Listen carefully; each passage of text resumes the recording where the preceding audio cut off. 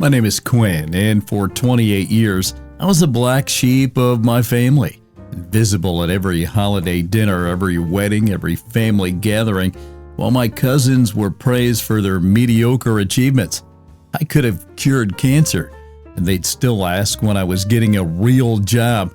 My Aunt Veronica would literally step around me to hug the person behind me. Uncle Randall would introduce his kids to strangers with pride.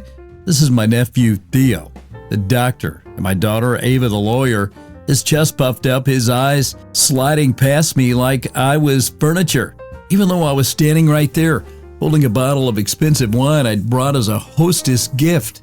I learned early that cheap gifts gave them another reason to dismiss me. By crime, I dropped out of law school in my second year to start a tech company, Cloud Sync Solutions. In their minds, I was a failure who'd thrown away a prestigious career to play with computers. The fact that my company was thriving, pulling in 7 figures annually meant nothing.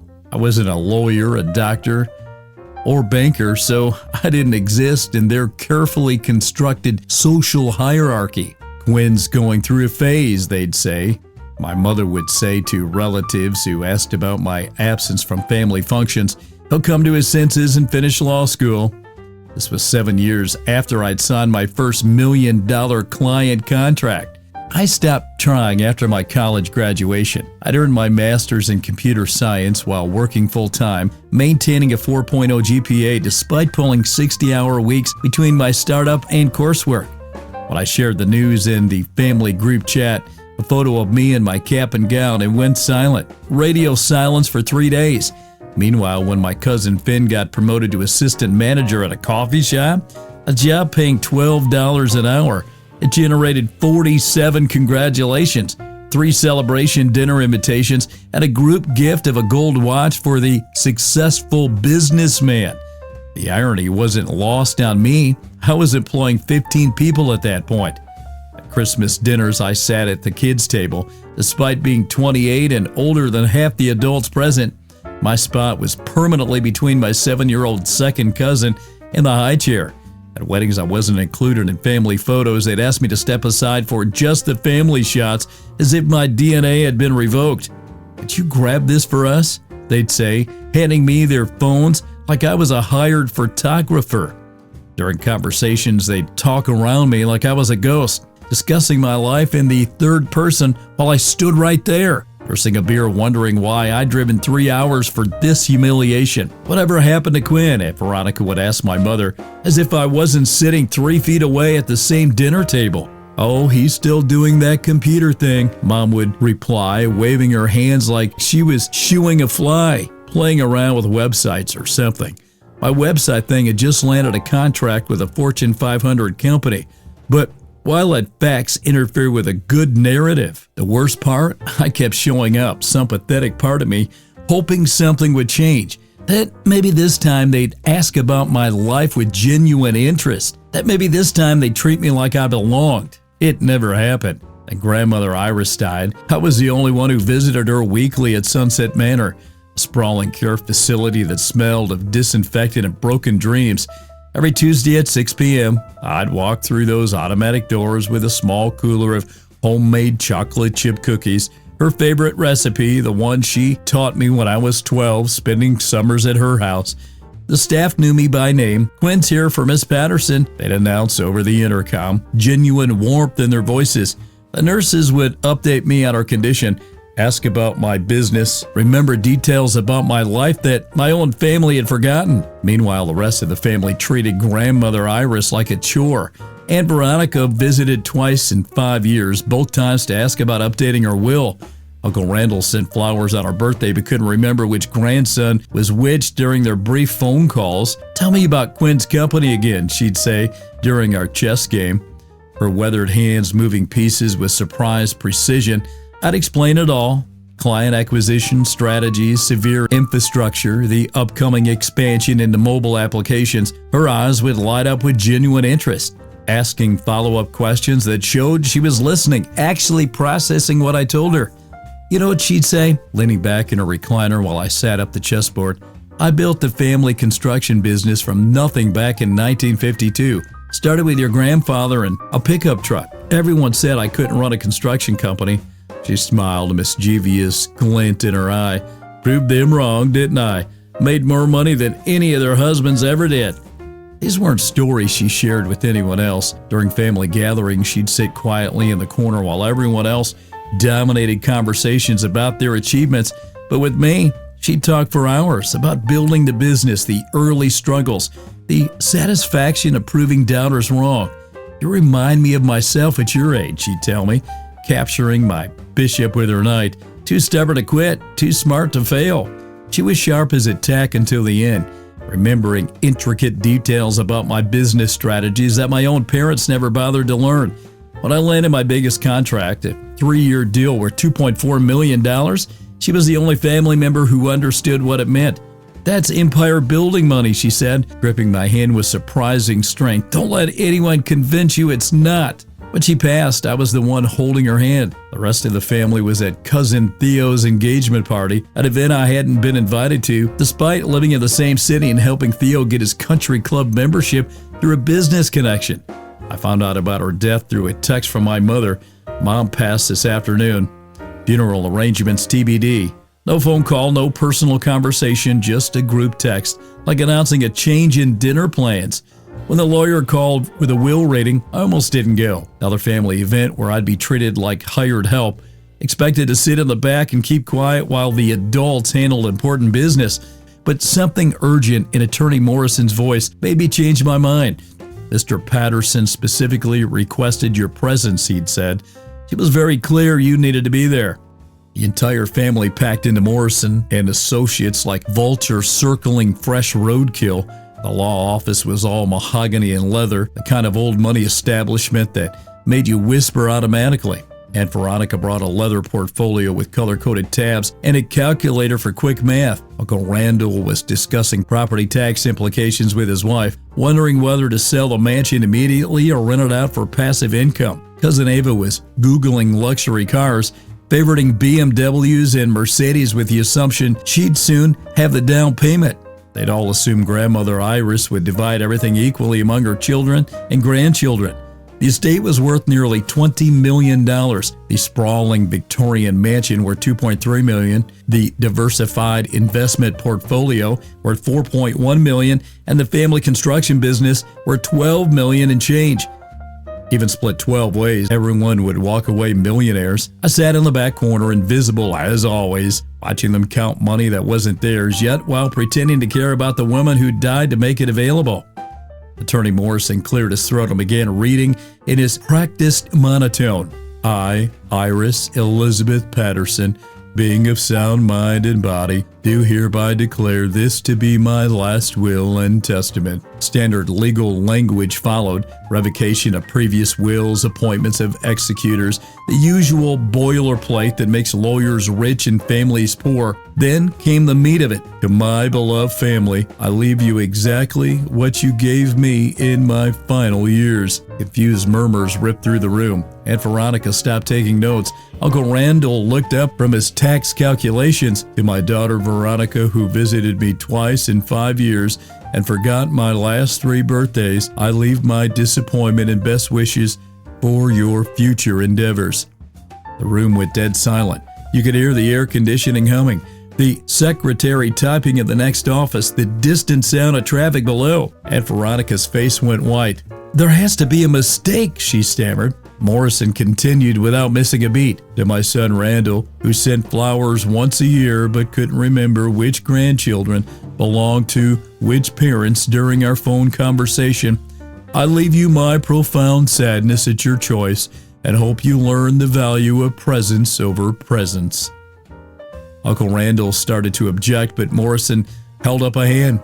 "To my grandchildren, Theo, Ava, Finn, and others who inherited their parents' priorities, I leave them the same attention and care you showed me, which is to say, none whatsoever."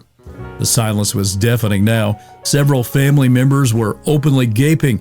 "To my grandson Quinn, who held my hand every Tuesday for 6 years, who remembered my birthday with homemade cookies, who listened to my stories and shared his dreams, who is the only one who truly knew me as a person, Rather than a bank account, I leave you everything else. My stomach dropped through the floor. Everything else meant the mansion, the portfolios, the construction business, everything they'd been mentally dividing among themselves for the past hour. Furthermore, Morrison continued, I have prepared individual letters for family members to be distributed at my discretion. He handed me a thick envelope marked for Quinn's eyes only in grandmother's Iris' distinctive handwriting. Inside was a note that made my hand shake. My dear Quinn, if you're reading this, then my funeral is over, and the vultures have gathered to pick up my bones. I'm sure they're surprised by my decision, but you shouldn't be. I've been watching the family for 93 years and know exactly who everyone really is. You're the only one who saw me as a person worth knowing. While they saw dollar signs, you saw a grandmother. While they calculated inheritance splits, you brought me cookies and asked about my childhood. They'll come for you now. They'll try every manipulation, every guilt trip, every sob story in the book. They'll claim family loyalty while demonstrating none themselves. They'll promise change while learning nothing from their mistakes. Be ready. I've also left specific instructions with Morrison about any attempts to contest the will. Let's just say I've been documenting their absence for years. You built something beautiful from nothing, just like I did. Don't let them tear it down. All my love, Grandmother Iris. P.S. The construction business books are in the basement safe. The combination is your birthday in reverse. I think you'll find some interesting reading about certain family members' business loans that were never repaid.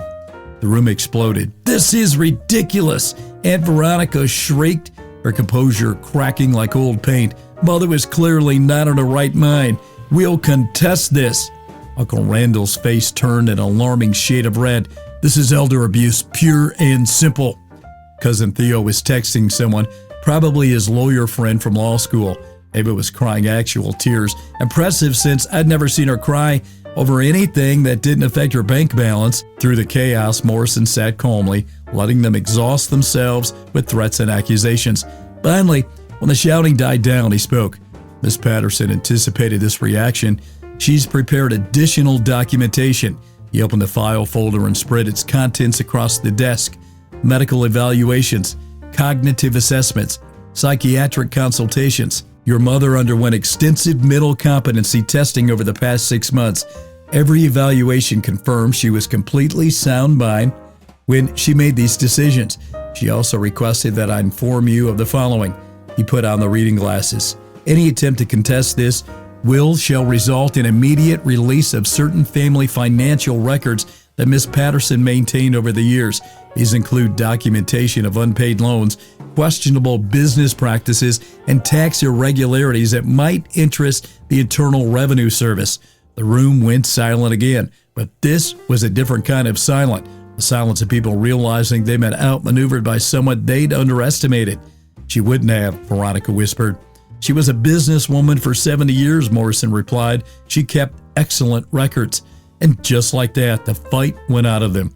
Not because they accepted the will's fairness, but because they'd been caught red-handed in schemes I was only beginning to understand. I walked out of that office in a daze, clutching documents that made me one of the wealthiest people in the state, carrying secrets that could destroy the family members who spent decades destroying my self-worth. The phone call started before I even made it to the car. Within an hour, my phone exploded with messages. Aunt Veronica, Quinn, honey, we need to talk. Family dinner tonight at my house, 7 p.m. sharp. Uncle Randall, hey buddy, I haven't heard from you in ages. Want to grab a coffee tomorrow? My treat. Cousin Theo, congrats on the inheritance, man. We should celebrate. Drinks on me. Ava, Quinn, I've been meaning to call you for weeks. I miss talking to you. Even my parents, who hadn't spoken to me in 3 months, except to ask if I'm still playing with computers, suddenly wanted to reconnect his family. The dinner invitation from Aunt Veronica wasn't a request. It was a summons disguised as hospitality. I almost didn't go. Part of me wanted to disappear, to process this life-changing moment in private, to figure out what to do with $20 million and a construction company I knew nothing about running. But another part of me, the part that had been invisible for 28 years, wanted to see what desperation looked like on the faces of people who made me feel worthless. I arrived at Uncle Randall's house to find them all waiting, but something was different. For the first time in my life, every face turned toward me when I walked through the door. not towards someone behind me, not towards someone more important toward me. Veronica practically lunged at me with a hug, enveloping me in designer perfume and false enthusiasm. "Quinn, you look wonderful. How's business? I've been meaning to talk to you about your company for months." It was the first time she'd asked about my work in 15 years. First time she used my name without sounding like it tasted bad. "We've all been talking," Uncle Randall said, guiding me to the head of the dining table. A seat never offered to me before, not even when I was the only family member who showed up for someone's birthday. The head of the table, where the most important person sat. For 28 years, I'd eaten at the kids' table, the kitchen counter, folding chairs from the garage. Now I was seated in the patriarch's chair, like some returning king. "About how proud we are of you," Randall continued, pulling out the chair with exaggerated ceremony. Cousin Theo nodded enthusiastically, his dismissive attitude replaced with something like hero worship. "I was just letting everyone know how smart you've always been. Remember when we were kids? You built that computer from scratch? I always knew you were going to be successful." I stared at him. "You called it a waste of time and broke it on purpose." He smiled. His smile faltered for a microsecond before reassembling himself. "Kids, right? We didn't understand genius when we saw it." The revisionist history was breathtaking. Suddenly, every family member had a fond memory of supporting my dreams. Every set had been rewritten and encouraged. Every snub a misunderstanding. "I always told people you were the smartest one of the family," claimed Veronica, who had introduced me as Randall's odd nephew at our last dinner party. "We knew the computer thing would work out eventually," added my mother, who had spent years telling people I was going through a phase.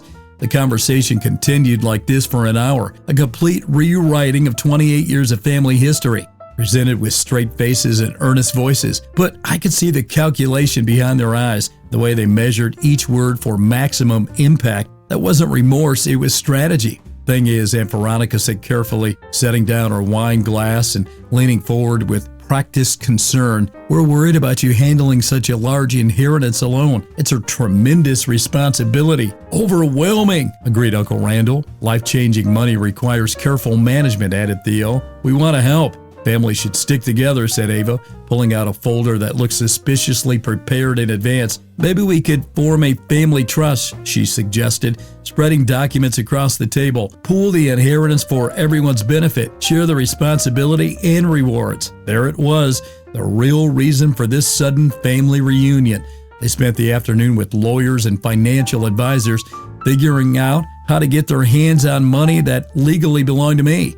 Family trust idea was probably Randall's. He'd always been good at making selfish schemes sound philanthropic. Grandmother Iris would have wanted us to share, Veronica said, her voice heavy with manufactured emotion. "She always believed in family unity," added Randall. "She wouldn't want her decision to divide us. Blood is thicker than water." I almost laughed. These people who had ignored their own mother for years were now claiming to know what she wanted? "You're absolutely right," I said finally. "Money shouldn't divide families." Their faces lit up with relief.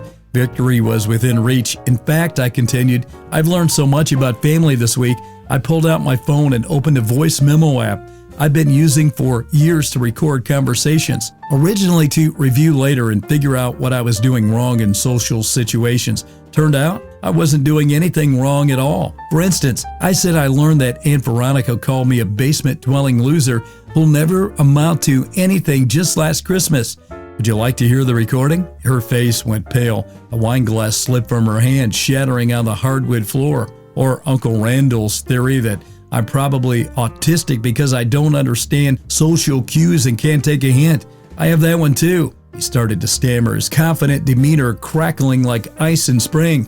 "And my personal favorite," I continued, is Cousin Ava explaining to her sorority sisters why she doesn't include me in family photos. Something about not wanting to be associated with family embarrassments and how my presence might hurt her social media image. I'd been recording family conversations for years, trying to understand why I couldn't connect with these people who were supposed to love me unconditionally. Recordings painted a clear picture. I wasn't the problem. They were. "Quinn, please," Veronica stated, but I held up my hand. "Let me share my favorite conversation," I said, scrolling through months of audio files. "This is from Easter dinner this year. You might remember, Veronica, you were explaining to Mom why I shouldn't be invited to family events anymore." I pressed play. Veronica's voice filled the room crystal clear. He's just so awkward and honestly a little pathetic. Still playing with computers at his age? Theo's a doctor, Ava's a lawyer, Finn's moving up in management. What does Quinn have to show for himself? Some silly website business that'll probably fail anyway. Present-day Veronica looked like she wanted to disappear into the floor. Oh, but here's the best part. I continued, fast-forwarding to another section. Uncle Randall's voice. The kid's delusional if he thinks that computer stuff is a real career. When he comes crawling back to reality, maybe I'll throw him some construction work. Manual labor might teach him some humility. The silence in the room was deafening. For 6 years, I said quietly, I watched Grandmother Iris ask where everyone was. Every Tuesday, she'd look toward the door after dinner time, hoping one of you would visit. She'd save newspaper clippings about your achievements, wanted to feel connected to her family. Cousin Theo shifted uncomfortably in his chair. She'd ask me to show her your Facebook photos on my phone because she missed you. She worried she'd done something wrong and maybe she'd failed as a grandmother. I stood up from the head of the table. This symbolic seat they'd given me as a prop in their manipulation play. I told her you were all just busy, I continued. I made excuses for you because I didn't want her to feel abandoned, but she knew. She was 93, not stupid. Quinn, please, Veronica started again. She knew that her own children visited twice in 5 years. She knew that her grandchildren couldn't remember her birthday. She knew that the only time anyone called was to ask about inheritance or to update her will. I walked toward the door, their eyes following me like I was a departing deity. You want to know what Grandmother Iris really wanted? She wanted her family to visit her, to call her, to remember her birthday, to treat her grandson, me, with basic decency. We made mistakes, Uncle Randall said desperately, but we can change. We're family. You're absolutely right, I said, pausing at the threshold. We are family, and I'm giving you exactly what you gave me all these years. I looked at each of them in the eye. Nothing. The aftermath was swift and brutal. The calls started immediately, then the emails, then the lawyers. They tried everything to get their hands on the inheritance. First came the emotional appeals, tearful voicemails about family bonds and second chances. Then came the guilt trips, accusations that I was dishonoring Grandmother Iris's memory by being vindictive. When emotional manipulation failed, they escalated to legal challenges. They tried to contest the will, claiming she was mentally incompetent when she made the decision. Their case fell apart within a week when my lawyer produced 6 years of video evidence showing her sharp mind and clear reasoning, footage I'd taken during our chess game and conversations, originally to preserve memories of our time together. The recordings of her explaining her decision to disinherit them didn't help their case at all. Quinn was the only one who treated me like a person instead of a bank account, she said in one clip, her voice steady and resolute. He earned this inheritance through 6 years of genuine care and attention. The others can earn their way in life like he did. Next, they tried to claim I'd manipulated her, that I'd used undue influence to turn her against her own children. That strategy collapsed when the nursing home staff testified about my weekly visits and the family's complete absence. The head nurse's testimony was particularly damning. In 6 years, Mr. Quinn never missed a Tuesday's visit. Miss Patterson would start getting excited on Monday evening, asking staff if we thought Quinn would bring more cookies this week. Rest of the family, we might see them twice a year, usually around Christmas or when they needed something signed. 3 months after the will reading, the legal challenges were exhausted. The inheritance was officially, irrevocably mine. That's when the real consequences began. Aunt Veronica lost her house. She had been living beyond her means for years, maxing out credit cards and taking out loans against her expected inheritance. When the estate money didn't materialize, the bills came due all at once. The foreclosure notice was posted on Tuesday, the same day I used to visit Grandmother Iris. Uncle Randall's restaurant went under next. He'd expanded too aggressively, counting out inheritance money to cover the debt. Without that safety net, the business collapsed. The health department found violations during the final inspection, and local newspapers covered the closure with headlines like "Family Restaurant Serves Final Meal." Cousin Theo had to move back in with his parents after his engagement fell apart. Turns out his fiancée was more interested in the family's wealth than his pediatric residency salary. When she learned about the will, she returned the ring and moved in with the cardiologist whose family owned actual assets. The family had been living beyond their means for years, banking on their inheritance to solve their financial problems. Without the windfall, their house of cards collapsed spectacularly. My parents made one last desperate attempt at reconciliation 6 months later.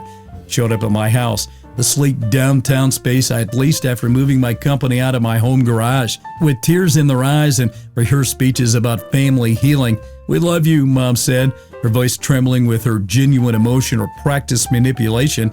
"Money doesn't matter, we just want our son back."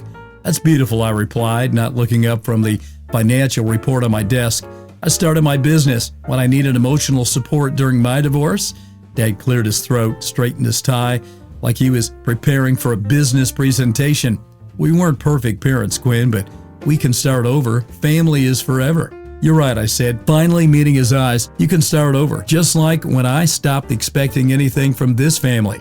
I opened my desk drawer and pulled out a check I'd prepared weeks earlier, knowing this conversation was inevitable. "That's what you spent on my birthday gifts over the past decade, combined," I said, handing him a check for $500. "Consider us even."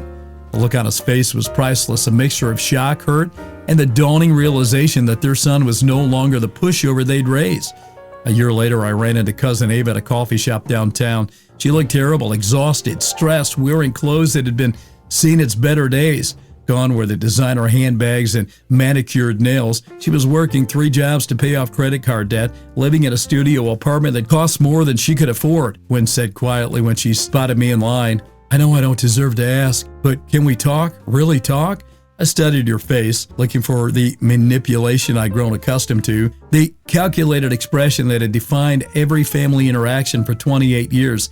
Instead, I saw something I'd never seen before, genuine remorse. "I've been thinking about what you said that night," she continued, her voice barely above a whisper. "About how we treated you, about how we treated Grandma Iris, and you were right about everything." She started crying, not for performative tears she shed during the will reading, but real, ugly crying that made other customers stare. "I've been so angry at you for not sharing the inheritance," she said, "but the truth is, I'm angry at myself. We all are. We knew we were awful to you, and we did it anyway." "Why?" I asked, genuinely curious after all these years. "Because it was easier than admitting we were jealous," she said, wiping her nose with a coffee shop napkin. "You were always the smartest, the most driven, the most genuine. You built something real while we coasted on family connections and expectations, and instead of celebrating that, we punished you for it." For the first time in my life, a family member was taking real accountability, not deflecting blame, not making excuses, just honest, painful truth. "I don't expect forgiveness," she said. "I'm not asking for money. I just want you to know that some of us finally understand what we lost." I bought her coffee, a small gesture, but one that felt significant. We sat in the corner booth for 2 hours while she told me about losing her law firm job, about the debt she'd accumulated trying to maintain a lifestyle her income couldn't support, about the friends who disappeared when her circumstances changed. "I'm learning what you knew all along," she said. "The only things worth having are the things you earn yourself." 6 months later, Ava was the only family member I invited to my wedding. She didn't ask for anything except the chance to be a real cousin.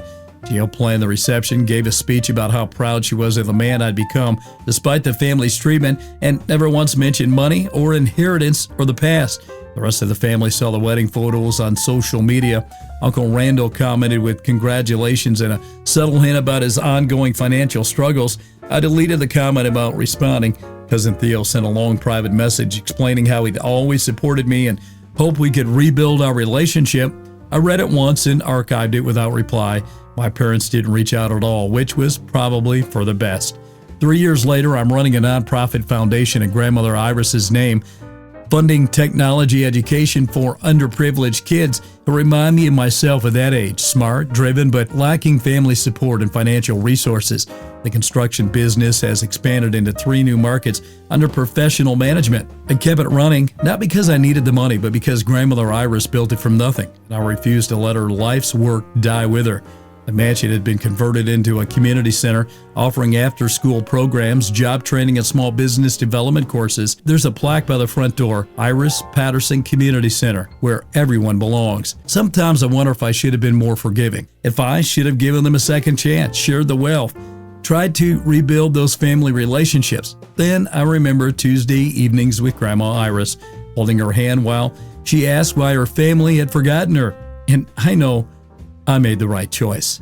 Some things can't be bought, and forgiveness is one of them. You have to earn it through actions, not words, through consistency, not convenience, through presence, not presence. After 28 years of being invisible, I finally learned that my presence was a gift, one that had to be deserved, not demanded. The black sheep doesn't always stay in the herd. Sometimes it finds a better flock. Sometimes it starts its own.